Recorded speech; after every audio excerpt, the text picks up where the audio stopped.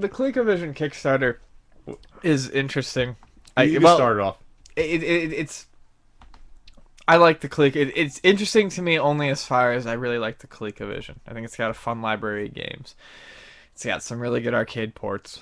I'm bringing up the Kickstarter now. And I don't know, it's just a system that I feel somewhat fond towards from an era where I don't care a whole bunch about Atari or Intellivision, but the ColecoVision I find to be fun. But the Kickstarter is really just for a collection of the games for iOS's and stuff like that. The problem is well, let's back up. What is the Kickstarter for? They officially got the license to the ColecoVision Rant Media. Yes, they licensed it. They're looking to reach $250,000 to bring back some of the games at least to an iOS app, which is not that exciting because the ColecoVision uses a 10-digit keypad extensively for a lot of the games. And that'd be fun to put on an iPhone. Yeah, and nothing has ever played well.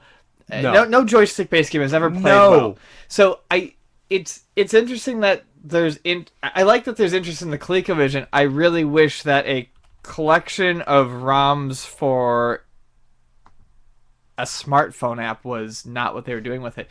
If you told me someone was going to do a ColecoVision Kickstarter and they were going to make, say, the Coleco equivalent of an Atari flashback machine, I'd be pretty pumped about that, actually. Sure. I'd be very excited about a physical that. Machine. A physical machine that was more reliable. Like how they remade the Commodore 64. Yeah. At least. Or they tried to do did they ever finish? I don't know if they did, but at least there was plans and prototypes of the MSXs on a chip. Like, oh, really? See, I didn't know about that. Give me something physical, and I'd be very into it. But yeah, I'm done trying to play games like that on a phone. Well, let's look at what they're got the rights to here. It's on the Kickstarter page here. A huge list of games that we're going to include initial release, including. So I guess including means these are the more popular ones they got. I mean, why would you? Okay. Antarctic Adventure. I'm not sure I've even played that in the ColecoVision. Okay. Frenzy. That's of course a popular one. Which was kind of a follow up to Berserk. Advertisement. I was winner of season 2 Top Chef. I'm the chef.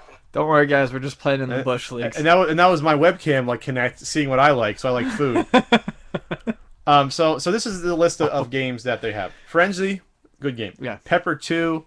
Pepper 2's good. Bump and Jump. Awesome. Jumpman Jr. Nice. Space Fury. That's one of the more popular ColecoVision titles. Destructor. Yeah. That was the one with the pedal and the Montezuma's Revenge, and Zaxxon, which is one of the best arcade port back then. Yeah. So, and the full list of titles. Here's some more. Blackjack Poker. No one cares. Brain Strainers. No. Fortune Builder. No. Jumpman. Well, they have Jumpman Jr. Jungle Hunt. Okay. Miss Space Fury. Really? There was a Miss Space Fury?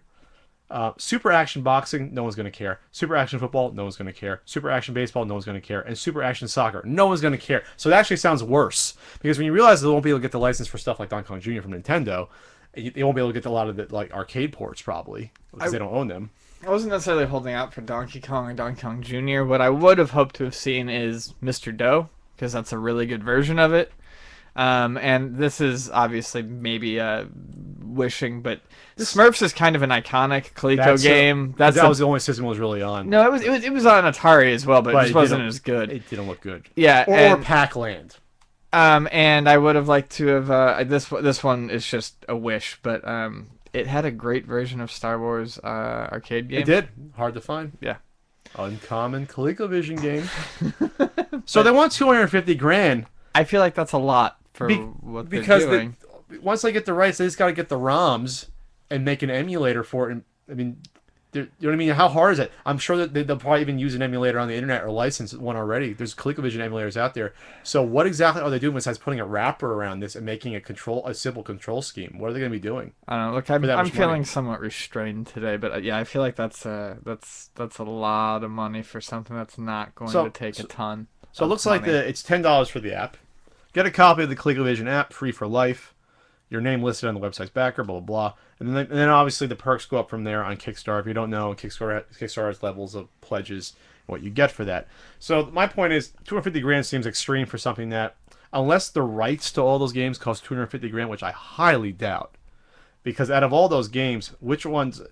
are Bump and Jump. You think like, was that Activision? You think they would have charged a lot for that, or Bump and Jump or Zaxxon? Zaxxon was Sega. They wouldn't. How much money could they possibly want for those? $5,000, at most, for those games. And again, it's like these aren't new games they're developing. No. These are going to be ROMs put in a menu wrapper on an emulator for the iOS. There's been emulators on the iOS before they got banned. Yeah, when you sent me the topic list, I saw that and I got very excited. And then when I read about it, I was like, "This is not." I can't see $250,000 being raised for an emulation package that doesn't even begin to cover what the Colecovision was best known for. And obviously, we're not going to get Donkey Kong, but we're not even getting the better arcade ports. We're not even getting Ladybug.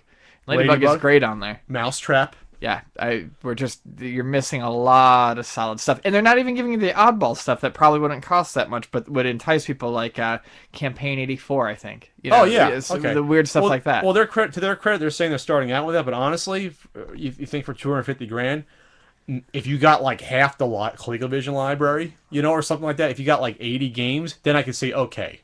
80 is like the majority of the library. Maybe that would be something like, okay, that's worth it for that much. But this is like 20 games, and half of them no one's going to care about. Even 20 better picked games would be more enticing. Yeah, it just seems unfortunate, especially since, like you said, the joystick on a smartphone is terrible. I tried playing, I remember 1943 at Comic-Con 2 years ago. When Capcom was finally coming out with like Street Fighter on it, it's awful. It's absolutely awful. It's miserable. The best. You need one of those like MameCades or those iCade things for that at least to have a chance to play it. Yeah, the best games on a touchscreen device are ones that rely entirely on the touchscreen for control schemes that would only work on there. But good for them for trying. But I said $250,000 is that might be a little rough. They're at $3,333 with 29 days left. God bless them.